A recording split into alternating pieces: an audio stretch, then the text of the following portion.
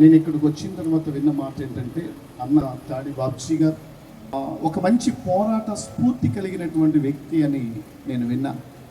ఒక క్రైస్తవ తల్లి గర్భములో నుండి వచ్చినటువంటి బిడ్డ క్రైస్తవ సమాజం కొరకు, జాతి కోసం మంచి పోరాట స్ఫూర్తితో ముందుకు వెళ్ళేటటువంటి తత్వాన్ని వారు కలిగి ఉన్నారు. అంటే ప్రతి క్రైస్తవ కుటుంబంలో నుండి ఇలాంటి తల్లులు వారి వారి కుటుంబాల నుండి ఇలాంటి వ్యక్తుల్ని అందించాలి, సొసైటీకి అందించాలి, మన సమాజానికి అందించాలి. అందించడం ద్వారా ఈ సొసైటీలో గొప్ప మార్పును తీసుకురావడానికి చాయిస్ ఉంటుంది. అటువంటి కుమారులను ఈ తల్లి తన జాతికి అందించింది.